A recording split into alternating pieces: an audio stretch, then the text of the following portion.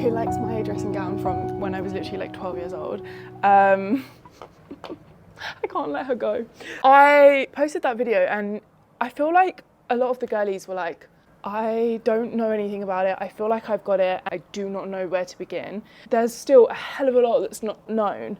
And so, you know what? It's completely understandable and fair that you too don't know, especially if you've only just found out. When I found out, I was literally like, where do I go from here? I felt like I'd been really like left in the dark. I actually just found out by them telling me when I was going to get an ultrasound for something else. Not pregnancy. I was getting an ultrasound because I had like bladder issues at the time. The nurse just said to me, oh, by the way, do you have PCOS? And I was like, do I? Oh, what's that? Polycystic ovarian syndrome. You know, it's characterised by usually cysts on your ovaries. You have a lot of symptoms like acne, excess hair growth, male pattern baldness. There's like a whole range. It feels as though, as a woman, from my experience, it feels like there's not much support with it. Like the most I get told was like, oh, you know, it just might mean that when you do want to have children, you might struggle to fall pregnant. And I'm like, okay, so what do I do about that then?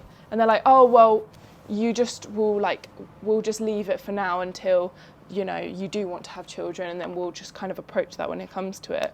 My journey specifically, because that's all I can really talk about, where I particularly suffer is with my skin. I've always kind of suffered, but I think it was masked by birth control. I was on birth control, hormonal birth control, from like 16 to like 23. And I'm 26 now. And then it was only when I kind of stopped that I feel like the years following that, everything just went like massively out of whack. Not really like understanding like, what is this about? Why is this happening to me? Like, I'm literally an adult.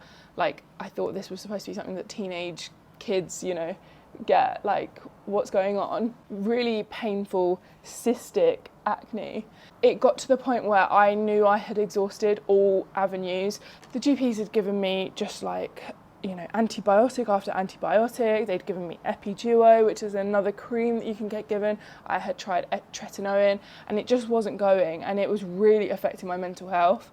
So I kind of made the step to go to a private dermatologist, and she ran like tests for me, and we monitored like my testosterone levels and all that sort of stuff. She put me on spironolactone, which I have to say, I think that's really what has transformed my skin. With PCOS, it's chronic. You're never going to be able to like heal it. So it's all just about managing the symptoms, which sucks to hear, but you know, it is really possible to do that and to be like really happy and feel healthy and feel good in your skin. I went on spironolactone and I've had the hugest skin transformation because of that. Like, it's been profound, and I only really fathom now how much that actually had been affecting my mental health. Like, I didn't realise how much it was getting me down.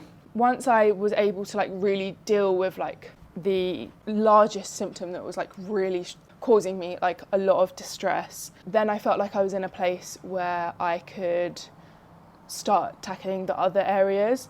I cannot tell you enough how much stress impacts your PCOS. Stress is cortisol, and cortisol is a hormone. Obviously, if you have a hormonal condition, you best believe that if one of them goes out of whack, all of them will as well. And I think I was honestly like addicted to stress. You know, when I think about it, you know, like when you get that like feeling in your body, I would just feel that all the time and I would push through it. And I've really done like a complete 180 in terms of just like really truly like listening to my body, listening to my needs, listening to like when I feel like things, you know, are too much for me. Take a look at like how much stress you're putting yourself under. Is your life full of balance? Are you allowing yourself to have times throughout the week where you are really just like making sure you're rebalanced? You know, this could be like mindfulness, journaling or whatever. Like, it really is like so important, and I wish more people spoke about it, to be honest, with PCOS. I've mentioned already you can't heal PCOS, but if you want to talk about really kind of like targeting what could be causing like flare-ups with your PCOS, that would be diet.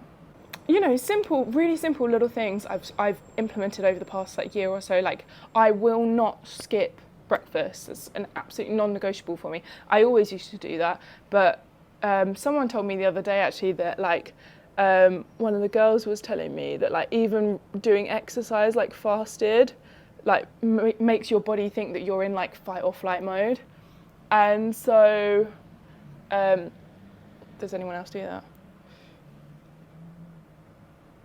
I love a sweet treat, but I just make sure not to have like super sugary refined foods a lot of the time.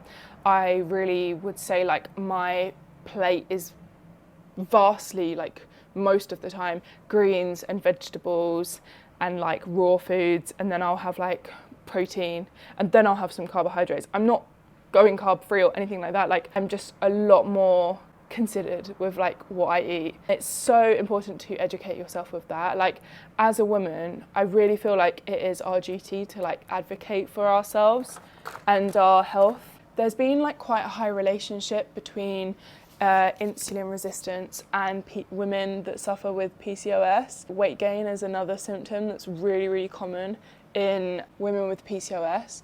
Anything you can do to just kind of like level out your sugar levels, not eating really sugary things to begin with, and maybe making sure that you're having like a protein before or some veggies before. There's some really excellent resources out there. I really encourage you to go and like follow people online. Make sure you're obviously going for people that are reliable and not like sensationalizing things on the internet, but I certainly learned a lot from them. They put up like graphs showing you like how your sugar levels will be affected. It's like an ecosystem, and everything's like so closely like intertwined and interlinked. The more you kind of pay more attention and awareness to how your environment and your like mental kind of like emotional state affects your body and your diet, and like what you're putting in affects you, like I can't even tell you how much like better you'll feel for it. Oh, I forgot to mention also with spironolactone, because I did see some people were asking, I experienced a little bit of dizziness when I started it, and I also drink so much water. I'm so thirsty. My thirst can't be quenched. I think it may have had a bit of an effect on my kidneys. I'm getting that tested right now, so I'll keep you guys updated.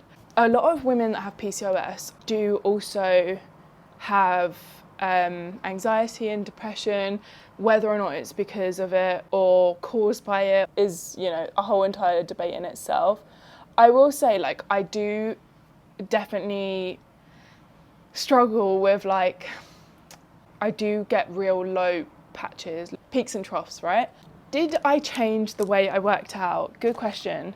I feel like one of the first things you find out when you kind of like jump into the world of PCOS and how to, you know, care for it. And one thing that's like really common is people talking about strength training and how much resistance training helps women with PCOS. I don't think I've had to change my workouts at all, really, because I've always been like into lift. Okay, my mic literally died here, but don't worry, it comes back on in a second. But I just like didn't want to cut it out because I felt like it was a really important thing that I was talking about. I was just in summary mentioning about how it's so important to listen to your body when you're training. There'll be some things you're doing, much more like higher intensity stuff, where it feels like you're just pushing, like burning the candles too much, you're pushing too hard. And I've certainly felt that with me starting half marathon training. I'd never really felt that with like lifting weights or, you know, any other sports like cycling or that sort of thing. So yeah. Someone said, how do you deal with the possibility of not being able to get pregnant? I don't know, like I feel like if you had asked me, you know, years ago, I wouldn't have really like I would have been like, oh yeah, that's fine.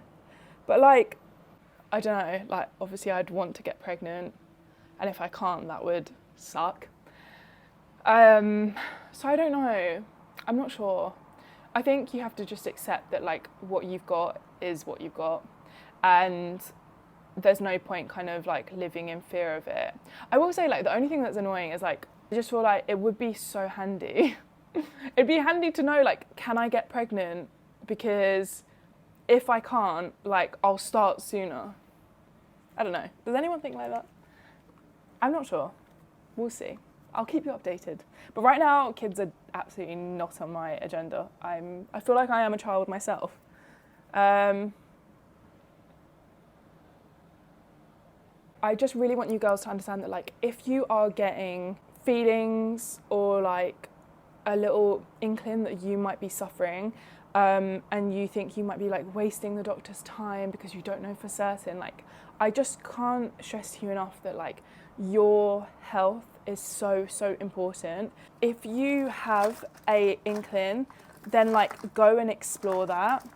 Although there's not really much support for it, it does give clarity, you know, and then you can kind of be your own advocate for your own like health, and you can go and research and see like what you can do and get support in the way that you feel like you can. I didn't say this earlier, but the way that you get diagnosed, apparently people really struggle with this, but my diagnosis was literally so easy. But there's an ultrasound, which I mentioned earlier, where you'd see the cysts, and then it's also a test where they can like test for it, a blood test, and then yeah, you'd find out that way. Yeah, I really hope this helped. I don't know, I wanted to keep it like fairly concise. I don't know, when I was recording earlier, I just like literally dived in like fully like science mode, but I don't know, I feel like I'll leave those videos for the people that are like professionals, you know. I just want to speak on my experience and kind of make this like longer video answering some really like common questions that you guys were asking. And if you guys have any questions and like you just want to sound it off, like, know that our comment section on this page is like a safe space, and maybe like we can all help each other. Like if anyone has any questions, we can answer them. I think that would be really lovely, because I know you can feel like overwhelmed and alone by it and like lost. So yeah, but I hope you enjoyed this. Thank you so much for watching, and I'll see you in the next week. Bye.